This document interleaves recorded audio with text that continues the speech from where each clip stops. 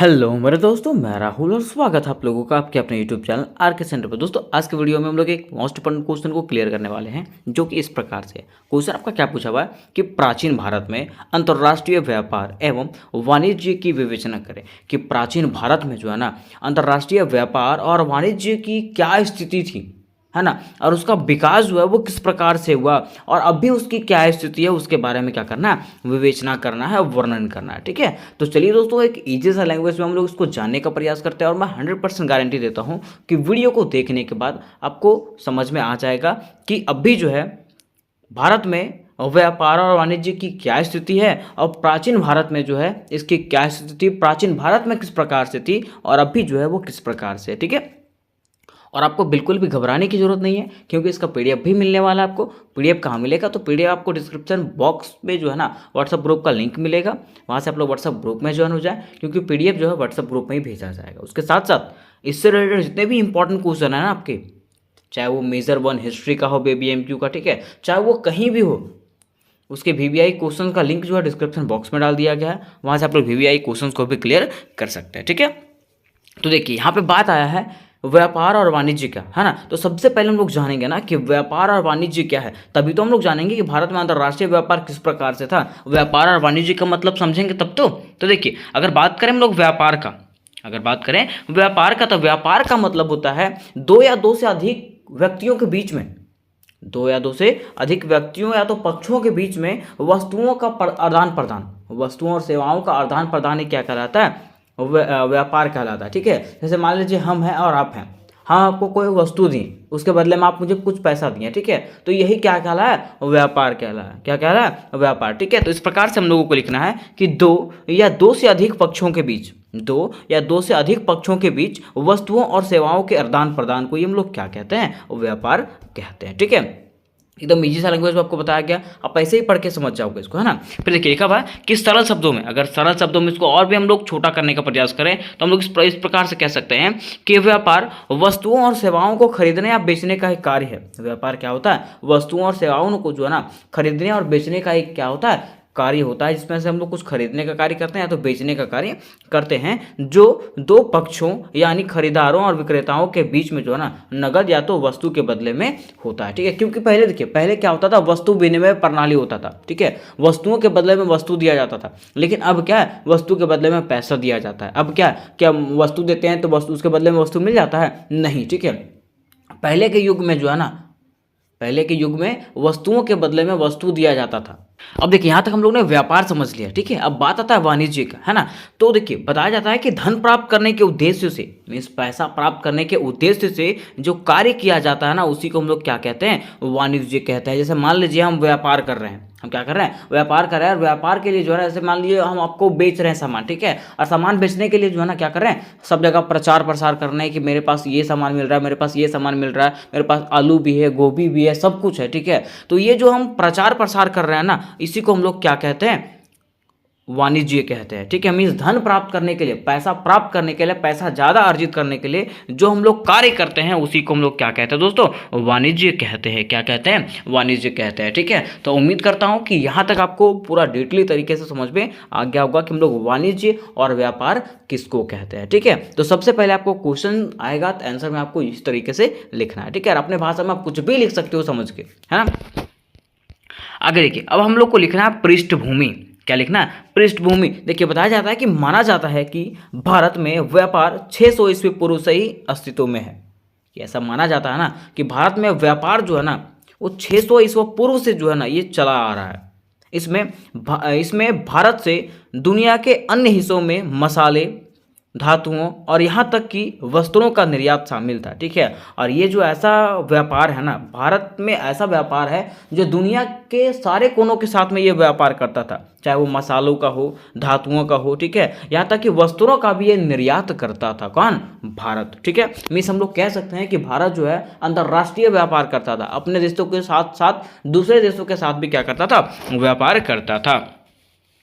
आगे बताया गया कि शुरुआत में व्यापार की जाने वाली मुख्य वस्तुएं सोना थी। शुरुआत में जो है ना भारत से जो व्यापार होती थी वो सबसे मुख्य वस्तु क्या थी? सोना थी, ठीक है। लेकिन अंततः जो है ना यहाँ पे मसाले और कीमती धातुएं भी, ठीक है, और लास्ट में जो है ना यहाँ पे मसाले भी निर्यात करने लगे और कीमती धातुएं भी जो है ना यहाँ से निर्यात किए जाने लगे। कहाँ से? भारत से, ठीक है। तो यहाँ तक हम लोग को ये समझ में आया ना कि भारत जो है अपने देशों के साथ जो है अपने पड़ोसी देशों के साथ तो व्यापार करता था, उसके साथ साथ वो अंतर्राष्ट्रीय मतलब विश्व के सारे देशों के साथ क्या करता था?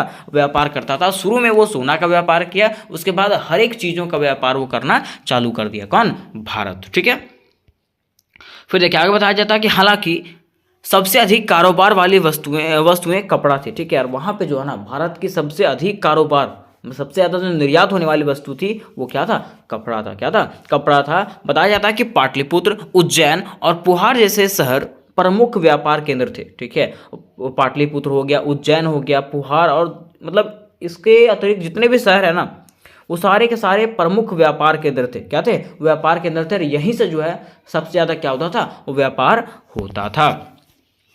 आगे कहा गया है कि शहरों और देशों के बीच व्यापार को सुविधाजनक बनाने के लिए कई मार्ग शुरू किए गए थे। शहर और देशों के बीच मतलब अंतर्राष्ट्रीय देशों के बीच में जो है ना व्यापार को सुविधाजनक बनाने के लिए, मीन्स व्यापार जो आसानी से करने के लिए जो है ना कई मार्ग बनाए गए थे, कई रास्ते भी बनाए गए थे। इनमें से सबसे प्रसिद्ध रास्ता जो है वो सिल्क रूट शामिल है। इसमें सबसे प्रसिद्ध मार्ग जो है ना वो कौन सा है? सिल्क रूट है। कौन सा है? सिल्क रूट है, ठीक है, जो भारत को चीन और रोमन साम्राज्य से जोड़ता है। जो क्या करता है? भारत को जो है ना चीन और रोमन साम्राज्य से जोड़ता है, ठीक है। तो यहां तक हम लोगों को समझ में आया है कि भारत जो है स्टार्टिंग में सोना का व्यापार किया, उसके बाद जो है यहाँ पे मसालों का व्यापार करने लगा, कीमती वस्तुओं का व्यापार करने लगा, उसके साथ साथ कपड़ों का भी क्या करने लगा? व्यापार करने लगा। उसके साथ साथ ही बताया गया है कि यहाँ पे पाटलिपुत्र, उज्जैन और पुहार जो है ना व्यापार का प्रमुख केंद्र था। अब देखिए यहाँ तक हम लोगों ने इसके पृष्ठभूमि को बेटर तरीके से समझ लिया, ठीक है, कि क्या इसका पृष्ठभूमि रहा, कैसे कैसे यहाँ पे व्यापार हुआ था और क्या क्या व्यापार होता था, ठीक है। अब हम लोग जानते हैं कि प्राचीन भारत में व्यापार किस प्रकार से होता था, कब कैसे कैसे व्यापार हुआ था, ठीक है, और कौन से प्राचीन समय में व्यापार हुआ था, ठीक है। देखिए बताया जाता है कि भारत 2600 ईस्वी पूर्व से व्यापार में समृद्ध रहा है। भारत जो है ना 2600 ईस्वी पूर्व से क्या रहा है? और व्यापार में समृद्ध रहा है।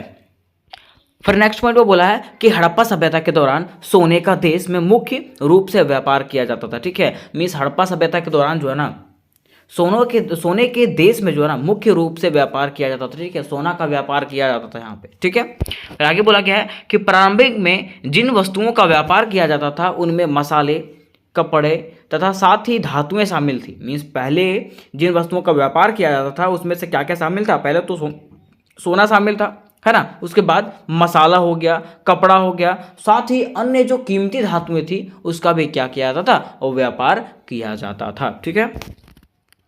नेक्स्ट पॉइंट बोला गया है कि कपड़ा प्रारंभिक वर्षों से ही भारत के व्यापार का हिस्सा रहा है, ठीक है। कपड़ा जो है ना शुरू से ही क्या रहा है? भारत के व्यापार का एक हिस्सा रहा है। और कपड़ा के माध्यम से यहाँ पे जो है ना व्यापार जो है ना विश्वविख्यात हो गया। भारत का व्यापार जो है विश्वविख्यात हुआ था। बोला गया है कि व्यापार से भारत की आर्थिक स्थिति में वृद्धि हुई। व्यापार से क्या हुआ था? भारत की आर्थिक स्थिति में काफी वृद्धि हुई थी। क्या हुआ था? आर्थिक स्थिति जो है ना, इसका अर्थव्यवस्था जो है ना भारत का मजबूत होने लगा था। किससे? व्यापार से। नेक्स्ट बोला क्या है कि इससे भारतीय संस्कृति के विकास को भी बढ़ावा मिला, ठीक है। इससे क्या हुआ कि भारतीय संस्कृति के विकास को क्या हुआ? काफी बढ़ावा मिला था। किससे? व्यापार से। मीन्स व्यापार के माध्यम से ही भारत जो है एक अपने अर्थव्यवस्था को जो है ना विकसित किया और इसको उठाने का प्रयास किया, ठीक है। नेक्स्ट बोला गया है कि भारत के सबसे प्रसिद्ध व्यापार मार्गों में से एक रेशम मार्ग था, ठीक है। और उस समय जो है ना जिसको हम लोग सिल्क रूट भी बोलते हैं, है ना, भारत के सबसे प्रसिद्ध व्यापार मार्ग मतलब व्यापार को बढ़िया से करने हेतु, ठीक है, आसानी से करने हेतु वहाँ पे एक मार्ग भी निर्माण किया गया था जिसको हम लोग रेशम मार्ग बोलते हैं और सिल्क रूट भी बोलते हैं, ठीक है। नेक्स्ट बताया गया है कि रेशम मार्ग भारत को चीन के साथ साथ रोमन साम्राज्य से भी जोड़ता था। रेशम मार्ग जो था इसको हम लोग पूछा जाएगा एमसीक्यू में आपको कि सिल्क रूट को जो है ना, सिल्क रूट को हिंदी में क्या कहा जाता था? तो रेशम मार्ग कहा जाता था। या तो पूछेगा कि सिल्क रूट को और किस नाम से जाना जाता था? तो रेशम मार्ग के नाम से जाना जाता था, ठीक है। या तो पूछ सकता है आपको कि रेशम मार्ग जो है ना भारत को किस राज्यों के साथ जोड़ता था, किस साम्राज्य के साथ जोड़ता था? तो सिल्क रोड जो है भारत को चीन के साथ साथ रोमन साम्राज्य से भी जोड़ता था। ठीक है, किससे किससे? चीन के साथ साथ रोमन साम्राज्य से भी जोड़ता था, है ना। नेक्स्ट आगे देखिए, आगे बताया गया है कि इसके साथ ही स्पाइस रूट समुद्री व्यापार का एक जरिया था। ठीक है, मीन्स इसके साथ ही यहाँ पे क्या होता था, मसाले, स्पाइस मतलब क्या होता है, मसाले का भी क्या होता था, व्यापार होता था, जो समुद्री जरिए से होता था, समुद्री व्यापार के द्वारा होता था। आगे बताया गया है कि नमक मार्ग, धूप मार्ग, टीन मार्ग और एम्बर रोड प्राचीन भारत में व्यापार के कुछ उदाहरण हैं। ठीक है, कि नमक मार्ग जो है, धूप मार्ग जो है, टीन मार्ग जो है, ये सब रोड जो है ना, प्राचीन भारत में व्यापार के कुछ उदाहरण हैं। क्या है? व्यापार के कुछ उदाहरण ये चीज दिए गए हैं। ठीक है, नेक्स्ट बताया गया है कि उज्जैन, मिथिला, सूरत, कांची और पाटलिपुत्र भारत में व्यापार के मुख्य नेता थे। मीन्स उज्जैन जो है, मिथिला जो है, सूरत, कांची और पाटलिपुत्र जो है ना, व्यापार में जो है भारत के क्या थे, प्रमुख केंद्र थे, प्रमुख नेता थे। यहीं से क्या होता था, व्यापार शुरू होता था और यहीं से व्यापार खत्म होता था। कहने का मतलब है कि यहीं से जो है व्यापार विश्वविख्यात हुआ था। अब देखिए, अब हम लोग, ये तो हो गया प्राचीन में, अब क्या हो गया, ये तो प्राचीन में हो गया। अब हम लोग जानते हैं कि स्वतंत्रता के बाद मीन्स 1947 के बाद क्या क्या स्थिति रहा है भारत का। ठीक है, देखिए बताया जाता है कि पहला में बताया गया आर्थिक आत्मनिर्भरता। ठीक है, मीन्स भारत जो है ना, व्यापार के क्षेत्र में अपने आप को क्या किया, आत्मनिर्भर किया है। क्या किया? आत्मनिर्भर किया और अपने आप को आर्थिक रूप से मजबूत बनाने का प्रयास किया है। ठीक है, देखिए बताया जाता है कि 1947 में स्वतंत्रता प्राप्त करने के बाद, जब हम लोग 1947 में आज़ादी प्राप्त कर लिए, उसके बाद भारत ने आर्थिक आत्मनिर्भरता पर ध्यान केंद्रित किया और घरेलू उद्योगों और आयात प्रतिस्थापन पर जोर देने वाली नीतियां लागू की। ठीक है, उसके साथ साथ क्या किया भारत ने, क्या किया, अपने आत्मनिर्भर मतलब अपने आप को आत्मनिर्भर बनाया और भारत के अंदर ही नए उद्योग चालू किए। ठीक है, और कई आयात के जो है ना कार्य शुरू कर दिए, आयात निर्यात के कार्य शुरू कर दिए। किसने? भारत ने। ठीक है, ताकि यहाँ का जो आर्थिक व्यवस्था हो, ठीक है, मीन्स आर्थिक व्यवस्था, उसके साथ साथ यहाँ का जो अर्थव्यवस्था हो वो क्या हो जाए, मजबूत हो जाए, है ना। नेक्स्ट देखिए, बोला गया आर्थिक उदारीकरण। आर्थिक उदारीकरण देखिए, इसके अंतर्गत में कहा गया है कि 1991 में भारत ने आर्थिक उदारीकरण नीतियों को अपनाया। भारत ने क्या किया? आर्थिक उदारीकरण की नीतियों को अपनाया। आपको पूछा जा सकता है कि भारत ने आर्थिक उदारीकरण की नीतियों को कब अपनाया था? 1991 ईस्वी में अपनाया था, जिससे वैश्वीकरण और व्यापार उदारीकरण में वृद्धि हुई। जिससे क्या हुआ था? वैश्वीकरण और व्यापार में क्या हुआ था? वृद्धि हुआ था। इसके तहत में क्या हुआ था? सूचना प्रौद्योगिकी सेवाओं, कपड़ा और ऑटोमोबाइल सहित प्रमुख निर्यातों के साथ भारत की अर्थव्यवस्था में महत्वपूर्ण वृद्धि और विविधता देखी गई। ठीक है, इससे क्या हुआ कि सूचना प्रौद्योगिकी जो है सेवा, मीन्स मोबाइल फोन वगैरह हो गया, ऑटोमोबाइल्स हो गया, कपड़ा जो हो गया, इसके साथ साथ और एक कई प्रमुख निर्यात जो है ना, ये क्या हो गया, यहाँ पे बढ़ गया। कहाँ पे? भारत में बढ़ गया। मतलब इसकी अर्थव्यवस्था में जो है ना महत्वपूर्ण वृद्धि हुई। ठीक है, तो इससे हम लोग कह सकते हैं कि भारत अभी भी क्या है, व्यापार के मामले में मजबूत है। नेक्स्ट, अब हम लोग देखते हैं आधुनिक युग। आधुनिक युग कहने का मतलब है कि अभी का युग, 21वीं सदी। ठीक है, कि हमारा अभी का व्यापार कैसा चल रहा है ना। तो देखिए बोला गया है कि वैश्विक आर्थिक खिलाड़ी, मीन्स भारत जो है अभी एक खिलाड़ी बन चुका है वैश्विक व्यापार का।